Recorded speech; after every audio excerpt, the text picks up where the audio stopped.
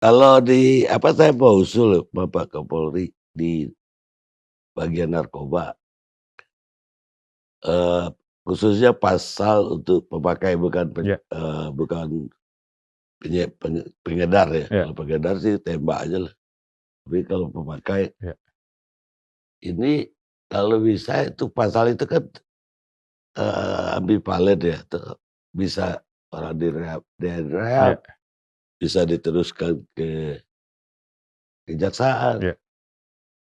Kalau saya nih, bagaimana kalau itu saya kepada pembuat undang-undang juga selalu ngomong gitu termasuk Bapak Mahfud.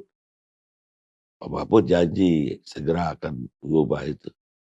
Sehingga hanya satu pilihannya, rehab kalau jelas-jelas pemakai ya kalau misalnya jumlahnya memang normal untuk Ya, si pemakai. ya.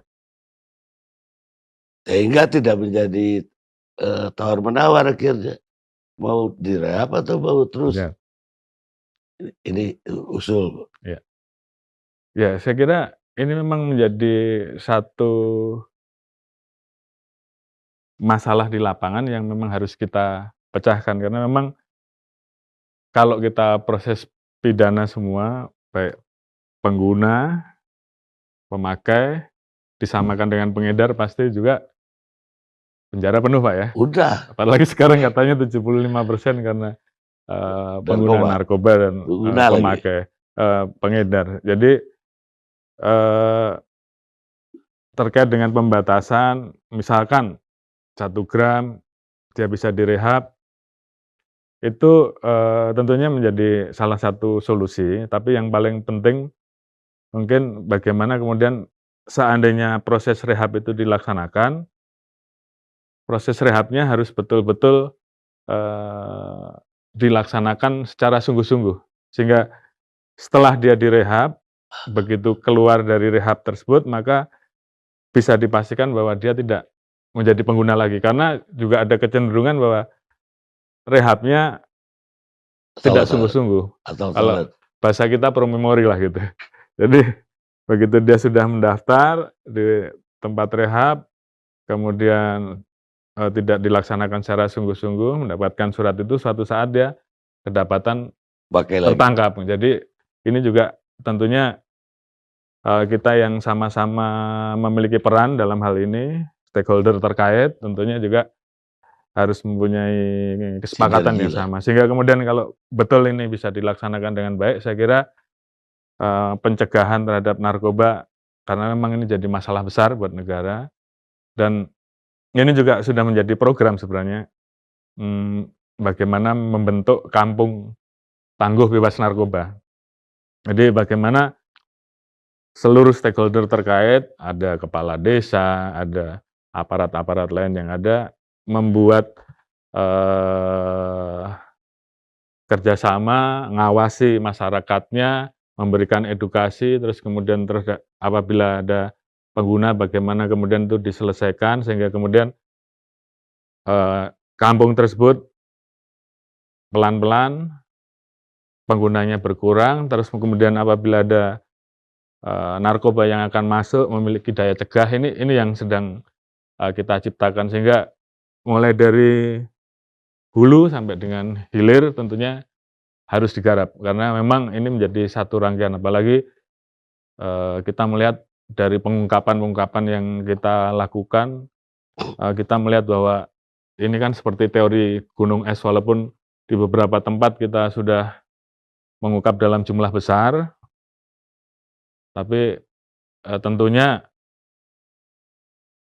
banyak jalan tikus, banyak jalur-jalur yang bisa dimasuki, termasuk wilayah-wilayah tertentu yang kemudian ramah dan dianggap itu hal yang biasa, ini yang tentunya harus kita garap bersama, Bang Karni, supaya masalah narkoba ini, betul-betul, eee, semakin hari jumlah penggunanya bisa berkurang, tidak hanya berpindah tempat, dari rumah pindah ke penjara, nanti dari penjara geser lagi, ya tetap saja jumlahnya itu dan bahkan bertambah. Ini satu kesatuan yang harus kita bereskan. Tapi,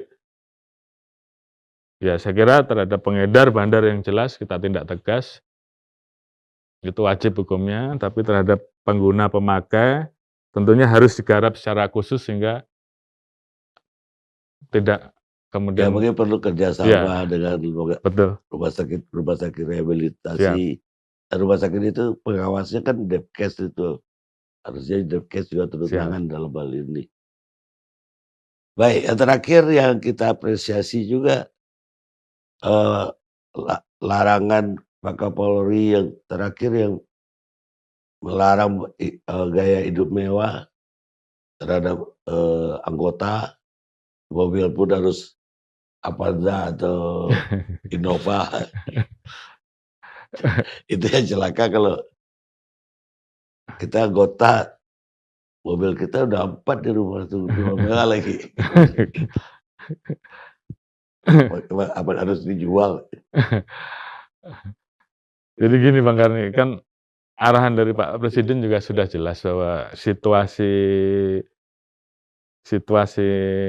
negara, situasi masyarakat sedang sulit dan tentunya anggota-anggota juga harus memiliki sense of crisis tentang itu, empati terhadap hal-hal tersebut. Saya juga tentunya, tahu bahwa tidak semua anggota ini berangkat dari orang-orang yang mungkin, biasa-biasa. Banyak juga dari yang mungkin karena memang polisi ini sekarang banyak peminatnya Bang Karni. Jadi anak-anak orang kaya juga banyak yang masuk. Kalau enggak suaminya mungkin istrinya kan begitu. Tapi, kita hanya mau sampaikan bahwa dalam situasi yang sulit ini terkait dengan hal-hal tersebut tolong jangan dipamer-pamerin lah. Saya sampaikan misalkan Kapolres, kendaraan dinasnya Pak Bupati misalkan Innova ya, Kapolresnya juga samalah Innova walaupun dia mungkin punya lebih dari itu supaya juga enggak menjadi sorotan, enggak jadi pohon terkenal. Jadi disimpan saja dulu. Tapi juga terhadap hal-hal seperti ini tentunya menjadi satu kepekaan supaya ini kan menjadi stigma negatif juga. Jadi hal-hal tersebut tentunya teman-teman di lapangan tentunya mengerti, paham. Mungkin ini banyak terjadinya sebenarnya di kota besar Bang Karni. Kalau di pedalaman di daerah saya kira sih enggak muncul ya, tapi biasanya di kota-kota besar dan ini saya ingatkan kepada anggota untuk kemudian paham itu dan tentunya kalau kemudian muncul viral mau tidak mau saya kan harus tindak karena ini sudah menjadi kebijakan. Kira-kira seperti itu Bang Karni. Baik. Siap. Jenderal. Siap, terima kasih. Sekali lagi terima kasih banyak sudah mau menerima saya. Siap. Nanti kalau ditanyanya lebih banyak nanti banyak anggota juga yang pingsan nanti. Terima kasih.